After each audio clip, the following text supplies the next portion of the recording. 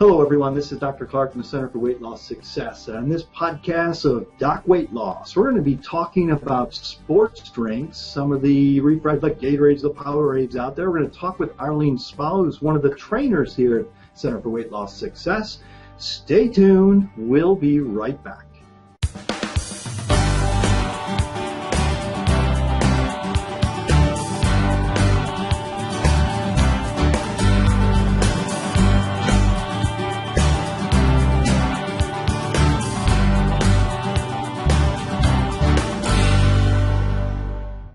Welcome back, everyone. This is Dr. Clark again. And again, today we're going to talk a little bit about some of the sports drinks that are out there. You all know what they are. You get them at the 7-Eleven, the Food Line, wherever it is you do your shopping, and you all know them. But we're going to talk a little bit about them, kind of what are the good things, potential bad things. We're talking to Arlene Spalla, who's one of the trainers here, but she also has some experience with some of the different athletic events where people want to use these things. Say hello, Arlene. Hi, yes, I'm Arlene, and I am a trainer, and I've been a personal trainer for about 24 years now, and I'm a fitness instructor, and I teach a variety of classes like boot camp and cycle and water aerobics and Zumba, all kinds of classes throughout the week. I've been a competitive runner since 1989. I'm actually running a race in 2 days. I ran a race in May where I was the second overall female. I prefer half marathons, so I do about 4 half marathons a year. I used to do full marathons, but that's a little too much wear and tear for this 45-year-old. So I stick to the half marathons. And I have done 2 triathlons. So, and at the races that I go to, the 2 drinks that they always have are water and Gatorade. Those are the 2 drinks that they serve the runners. Yeah, we see these things all the time. Obviously, you kind of you live what you do, which I applaud you for. This is great. But kind of on this topic of sports drinks, there's obviously there's lots of them out there. The big name you mentioned was kind of Gatorade, but there's lots of other ones too. That's right. I mean, and the industry is booming because it's certainly a moneymaker. Gatorade, I think, has annual sales of, is it 1 billion? And so all these other companies are jumping on the bandwagon. So you've got the Muscle Mix, the Muscle Milk, you've got the Powerade, you've got Vitamin Water, Cytomax. There's a whole list of them, definitely. And a lot of them, they're a lot have similar components. I'm a big fan of water myself, but kind of walk us through some of the kind of other things that are in these drinks, and where they could be helpful or not helpful, and what are the differences between some of them. Okay, well, first of all, I want to say that as an athlete myself, I have never gotten into drinking these. I'm a fan of water myself, and even when I do the half marathons, there have been a few times where I have felt like I needed something where I will drink some Gatorade, but I'm not a fan. That's what I want to say. I'm not a fan of them. And I want to stress the fact that these drinks were designed for overall hydration to enhance athletic performance. So we're not talking about the general population out there to quench their thirst. Because of the fact that these drinks do have a good amount of carbohydrates and calories and sugar, so there are ingredients in there that if you're just a typical person that just exercises in a moderate way, maybe 3 or 4 times a week for about 30 minutes, there's absolutely no reason why you need these drinks. Good old-fashioned water is the best idea, and sometimes people say, well, I just can't quench my thirst with water. Well, you know what? You can add flavored drops to your water. You can make water taste better. You can, just by adding ice, nice, fresh, cold water, you can make it taste a lot better. Right. Let's talk a little bit about that, back of that concept of kind of how these were all developed. They were basically developed for the world-class athletes. The world-class athletes that were using, that their athletic performance may go on a number of hours. And I think that originally they were made for some of the football players out there, and you got the heat, and they're working out for a long period of time, and this is in their practices, and they would literally, they didn't have the energy at the end of this huge long practice. And part of that was because, hopefully they were staying hydrated, but just with hydration is that your body has to use energy from somewhere. And we don't have that many choices. As humans, we only really have two choices. Our energy has to either come from breaking down fat, or it has to come from the carbohydrate, or breaking down sugar. Well, as humans, our bodies preferentially, if it's given the option, will actually choose carbohydrate. And it's not like we can just flip a switch and say all of a sudden, well, I want to use fat instead as the energy source.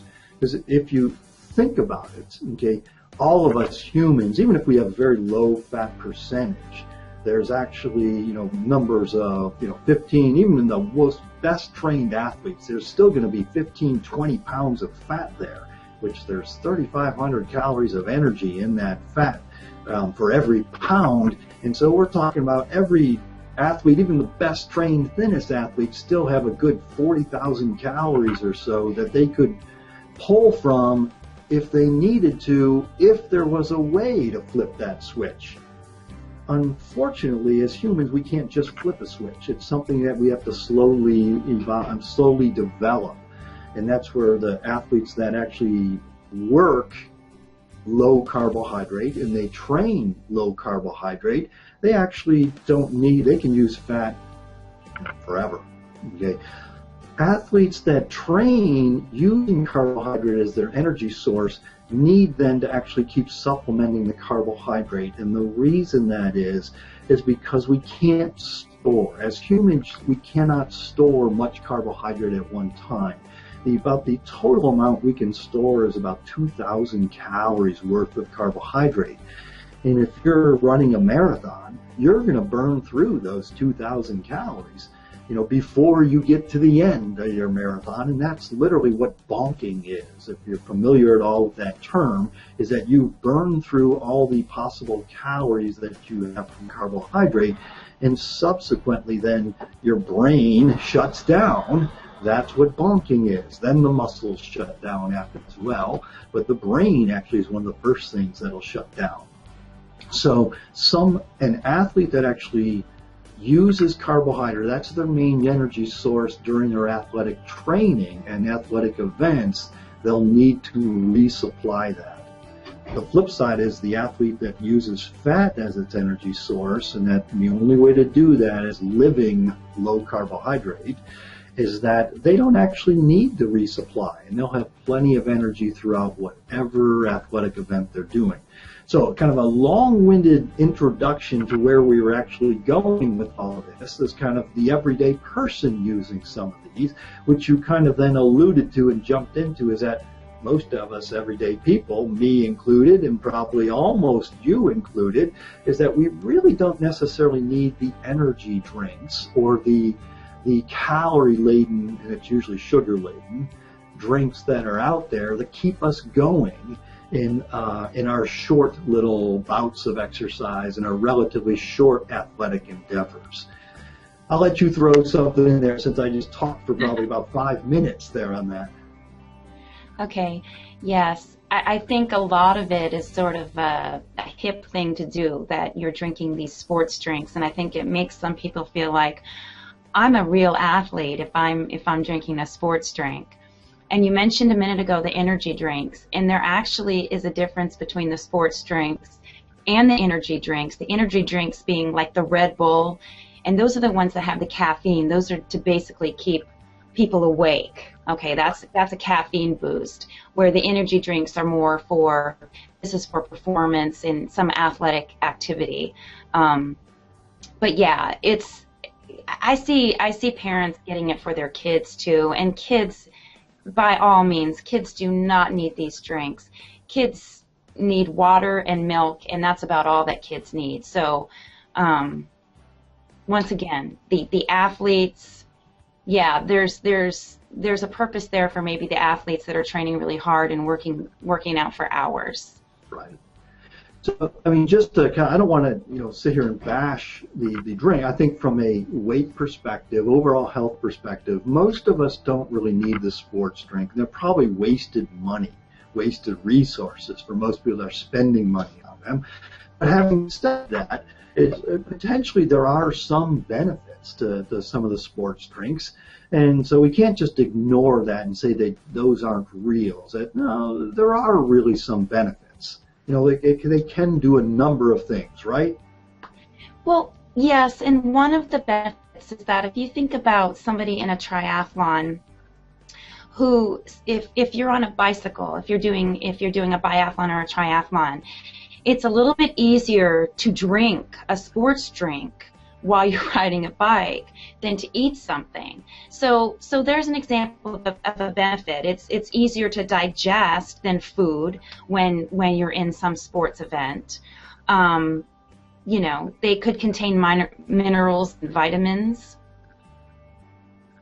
Right. I think, and certainly for the athletes that are really that overall long training, replacing their glycogen stores is going to be important. The glycogen is our storage form of sugar, and we can only store a small amount. We can store a small amount in our liver. We can store a little bit more amount in our muscles. Now, the more muscle mass you have and the better trained athlete you are, you can actually store more glycogen. And that was the theory behind kind of carbohydrate loading. Is that, and this was much more common back, 10, 15 years ago when kind of everyone was preaching carbohydrate loading the day before a big athletic event. And the theory was there is that we could overload our muscles with glycogen. Well, there's really not much truth to that. A very well-trained athlete actually can overload their muscle stores with glycogen. The rest of us can't. The very well-trained athlete has what I'll call somewhat of a rubberized tank. If you think about the amount of fuel you can place in a car is depending on the size of the tank. Well, for humans then, if we're putting fuel in the car, it's our muscle mass that we're talking about where we're trying to load the fuel. So the theory there being if we eat a whole lot of carbohydrate, we could overload the muscles with glycogen and utilize that then as the energy source. Well, there is some truth in really well-trained athletes, but that was really well-trained athletes. Those are world-class athletes. The rest of us, it doesn't work. The size of our tank is the size of our tank, and we can't put more. If our tank only is 20 gallons, we can't put 22 gallons of fuel in it. It just doesn't work, and it just spills over, and basically you'll rechange it, change it to fat.